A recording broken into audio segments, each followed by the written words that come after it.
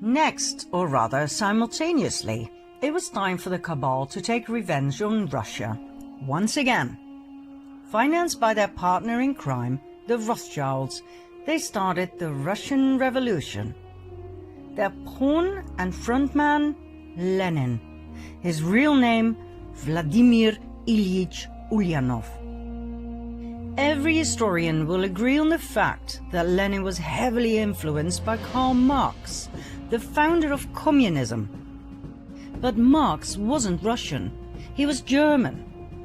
Lenin was Russian, but as he spent many years in exile in Finland, Switzerland, England and Germany, he had become almost a stranger to Russia at the time the first part of the Russian Revolution broke out in February 1917.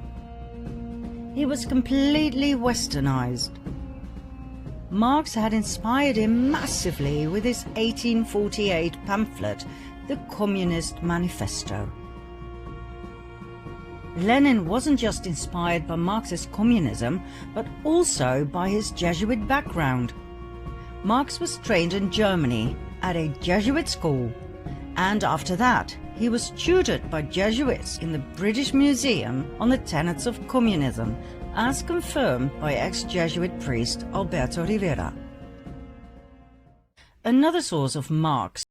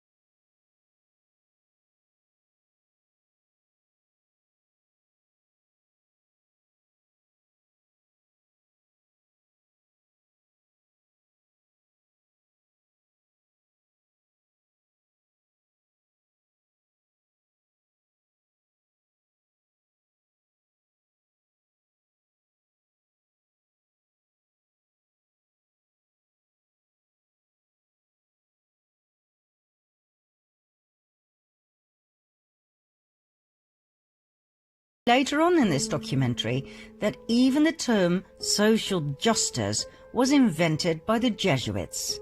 The first man to name it and write about it was the Jesuit Luigi Tabarelli d'Azeglio. Lenin was a Jesuit puppet who was pushed forward by the Cabal to destabilize and destroy the country. He hated Russia and the Russians. Some of his most famous quotes are, "I spit on Russia. While the state exists, there can be no freedom. When there is freedom, there will be no state." And, "May 90% of the Russians die and let the other 10% live under communism." The Russian Revolution was a Jesuit attack on the country. Their motive? Revenge. Their pawn? Lenin. Their tool? The Bolshevists. They were the equivalent of the Jacobins during the French Revolution. Millions of people died in Russia between 1917 and 1923, the year in which the Russian Revolution ended with the Bolshevist founding of the Soviet Union. Now, before we move on to World War II, where we will share with you a discovery that, quite frankly, knocked us off our feet, so keep watching, we will first take a look at a chain of events in the US. Maybe you remember from part 2 of the previous series, that in 1913, the US Federal Reserve Bank was founded, the mother of all banks, owned by several Cabal families, among which the Rothschilds? Remember what happened to the three wealthiest and most influential opponents of the Fed? They conveniently died when the Titanic sank. Less than a year later, the Fed was a done deal. In the US at that time, about 21,000 banks did not yet fall under the jurisdiction of the Fed. That was, and still is, an absolute lethal thing to do. One might as well commit suicide, as history has proven over and over again, worldwide. In 1914, World War I started, 1 year after the establishment of the Federal Reserve. Between 1914 and 1919, the Fed doubled the money supply, causing a nationwide increase in lending. In 1920, it shrank the money supply, and 5,500 competitor banks went bankrupt. They were bought by the Fed for next to nothing. Between 1921 and 1929, the Fed increased the money supply again. Loans were everywhere. But on October 23, 1929, 2.6 million shares were sold in a frenzy. By whom? Not that hard to guess. The next day, on October 24 at 9 a.m., Wall Street was closed, and the moneymakers who had gathered outside slowly started to realize in a state of shock what had happened. Loans were called in. Investors were forced to sell their shares. This event became known in history as the Wall Street crash.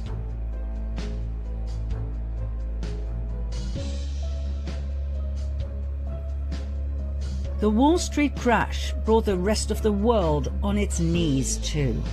16,000 competitive non-Fed banks went bankrupt. They too were bought for next to nothing.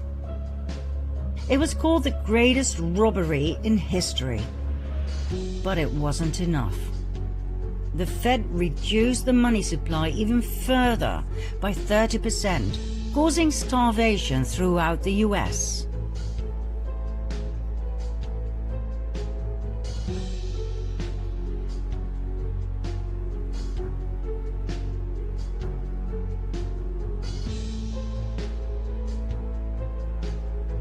The Rothschilds had done what they had successfully been doing since the French Revolution, manipulating the stock market at the expense of the people to further increase their wealth and power.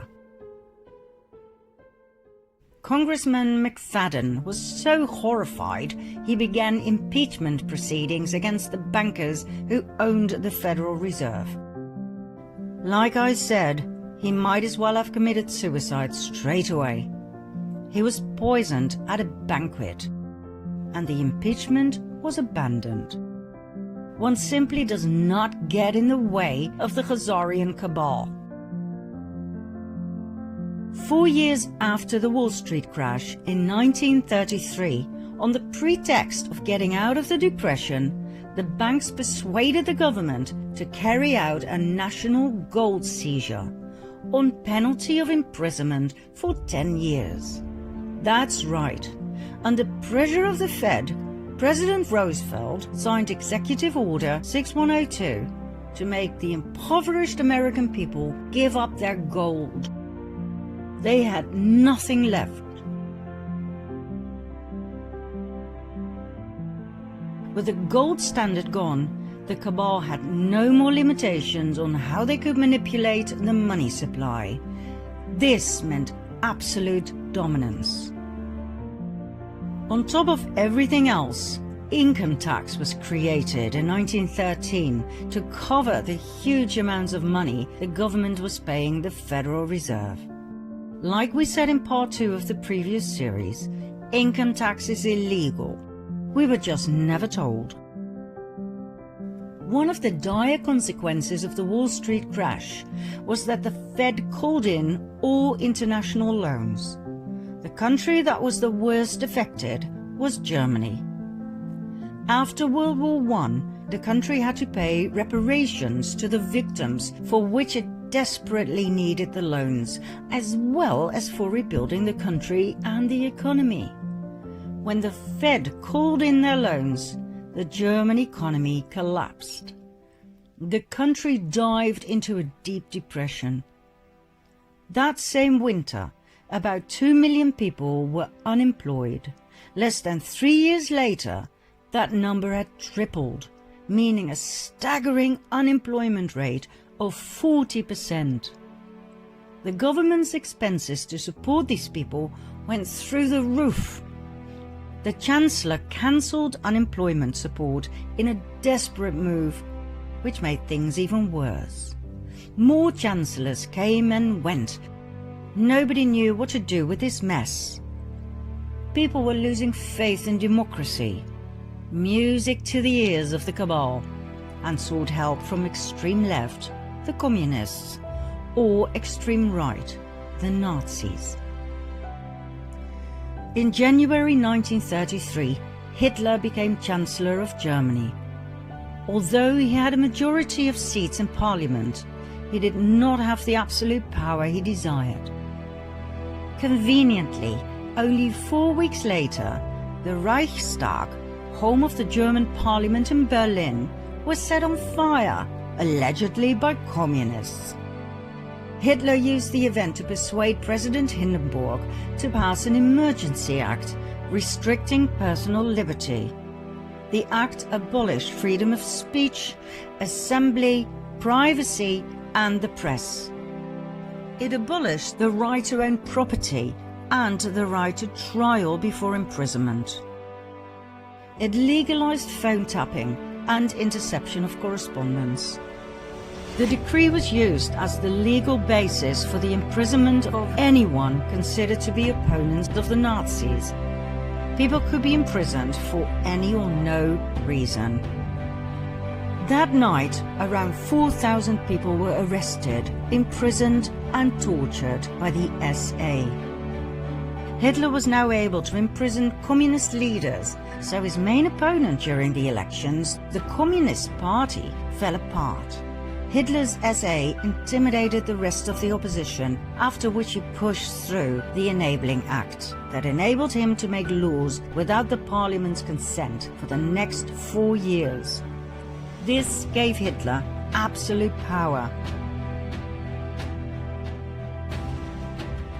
He then banned all political parties. Only the Nazi Party was allowed to exist. The final obstruction to absolute dictatorship was dealt with on June 30, 1934, called the Night of the Long Knives, when 400 SA members who were making demands were slaughtered by Hitler's SS. 1.5 months later, Hitler was in absolute control of Germany. He had become the Führer, meaning he was president, chancellor, and head of the army. Members of the armed forces had to swear a personal oath of allegiance, not to Germany, but to Hitler, which is so Jesuit. Remember the oath of absolute subservience and obedience to the Supreme General? Who was Hitler, really? Hitler came from an interesting family. His mother was Clara Pölzl. His father was Alois Hitler. Alois's mother is where things get really interesting. Her name was Maria Anna Schiggelgruber. She was a simple peasant girl from a village called Stronens near Dollersheim. At the age of 42, still being single, she gave birth to Alois. At the time she conceived, September 1846, Maria lived in Vienna, where she worked as a servant for none other than Anselm Salomon von Rothschild. As soon as the family discovered her pregnancy, she was sent back home, where Alois was born. Maria refused to tell who the father was. It must have been someone with power, for she kept it a secret for the rest of her life and the father did not feel the need to marry her. When Alois was 5 years of age, Maria married Johann Georg Hitler. Even though many researchers believe he must have been Alois's biological father, he never acknowledged the boy as his own. It wasn't until Alois was 40 years old when he suddenly changed his surname from Schickelgruber to Hitler. Why wait so long if he was truly Hitler's son? That doesn't make sense at all. Alois married Clara Pölsel. It was his third marriage. They had 6 children, 4 of which died at a very young age. The only 2 surviving children were Adolf and his sister Paula. Nobody knows for sure who the biological father of Alois Hitler was. Several names have come forward: Leopold Frankenberger, Johann Nepomuk Hitler, Johann Georg Hitler's brother. But we found no real evidence for any of the above. They all seem to have been used as a decoy to take our attention away from Anselm Salomon von Rothschild. So, why do we believe it was Rothschild who impregnated Maria? Because of several indicators. First of all, 9 months before Alois's birth takes us to September 1836. According to the Rothschild archives in London, Maria worked as a maid for Anselm Salomon von Rothschild. Now there are 2 possible suspects of the rape of Maria. 1, Anselm, who was 33 years old at the time. 2, his father, Salomon Meyer von Rothschild, who was 72 at that time. Now the Rothschild archives contain handwritten correspondence between the son, Anselm, and the London Rothschild Bank, which proves he was in Vienna at the time of the conceived pregnancy. His father, on the other hand, was in Paris. That narrows it down, don't you think? Secondly, in 1876, when Alois was 40 years old, he suddenly inherited a large sum of money. From whom? There wasn't any money in the family.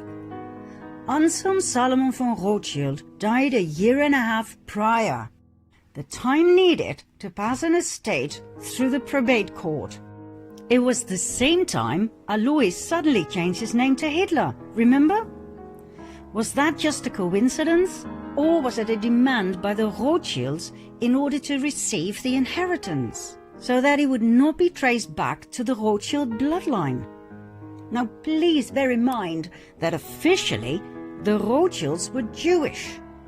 They were the Babylonian Khazars who converted to the Jewish faith under pressure of the Russian king. Call them fake Jews if you like, but to the outside world, Adolf Hitler's father was half Jewish. If this ever came to light, it would be one hell of a scandal.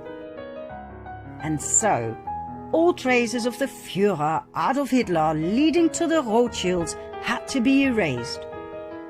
In 1921, the Munich Post intercepted a pamphlet that circulated among the early members of Hitler's Nazi party, the NSDAP.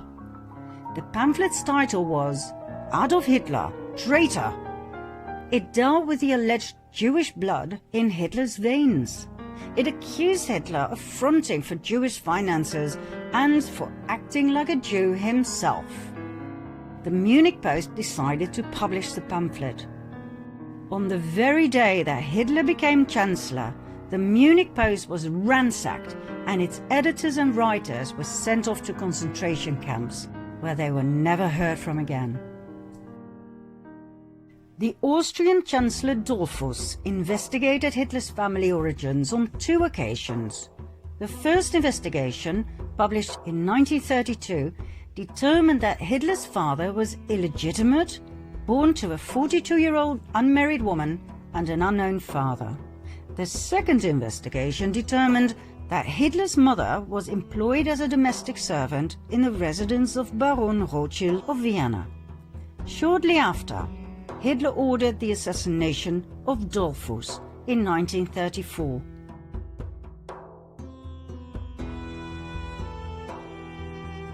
Adolf Hitler once told his nephew, William Patrick Hitler, These people must not know who I am. You must not know where I come from and which family I'm from.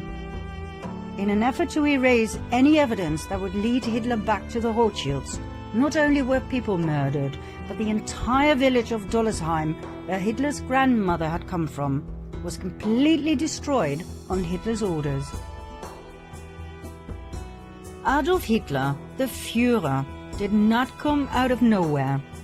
We believe he was a Rothschild, maybe an illegitimate one, but still. We saw in the previous series, in part 5, how the illegitimate James Alefantis Rothschild was pushed forward by the family to play a very important part in the US elite and their Pizzagate.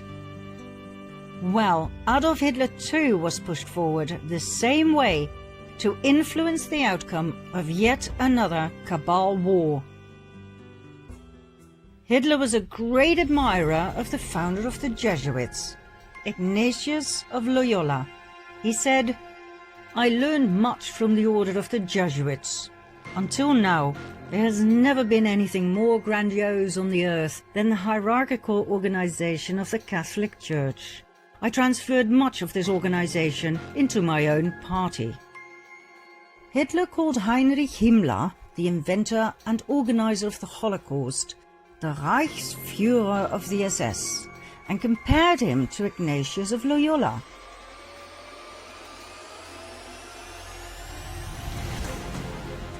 The SS organization has been constituted by Himmler according to the principles of the Jesuit order. The regulations and the spiritual exercises prescribed by Ignatius of Loyola were the model Himmler tried to copy exactly. Himmler's title as Supreme Chief of the SS was to be the equivalent to the Jesuit general, and the whole structure and direction was a close imitation of the Catholic Church's hierarchical order. Absolute obedience was the supreme rule. Every order had to be executed without comment. Hitler presented himself as the solution to all problems. He offered jobs in the war and weapon industry. He got rid of everyone he blamed for Germany's problems. The Jews, the Gypsies, the Communists, the disabled, the homosexuals, and he confiscated all of their money. Hitler was supported by a highly efficient propaganda machine led by SSer Joseph Goebbels, who brainwashed the German people into believing that Hitler was some sort of a messiah and that the Jews were the cause of all evil. Well, we all know what happened. 85 million people died in World War II.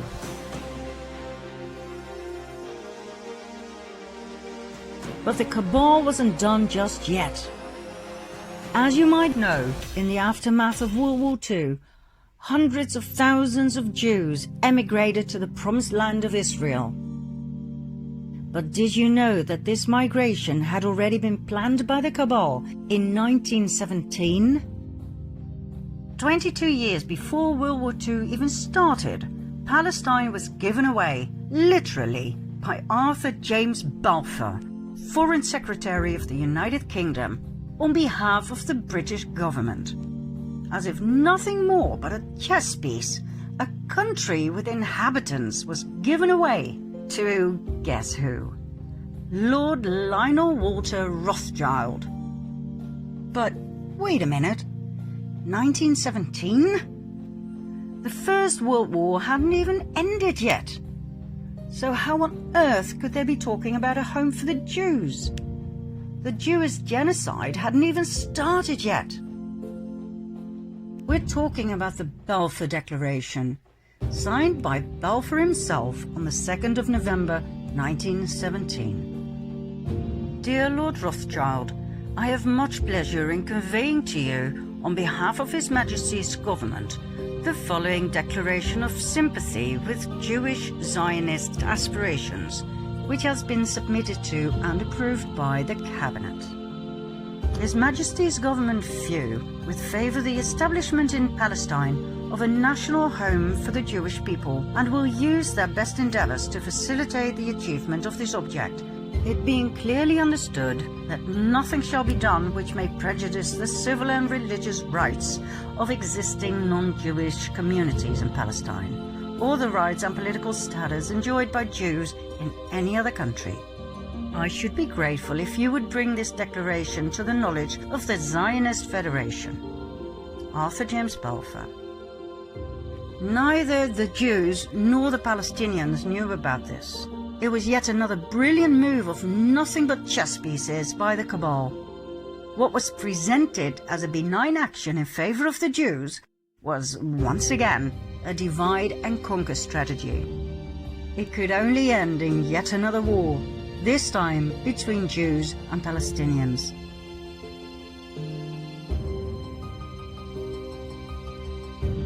The Jewish people were willingly and knowingly murdered 22 years after the Balfour Declaration was signed. Why? Because the Rothschilds and the other Cabal families had but one focus: Jerusalem. It's not by chance that so many family members have Solomon in their name. The Temple of Solomon, Temple Mount, and therefore the land of Israel was their main priority. We will soon tell you why and expose their deepest and darkest secret. For now, millions of Jewish people were sacrificed in order to get there. There were many more wars to follow, like the Vietnam War, the Cold War.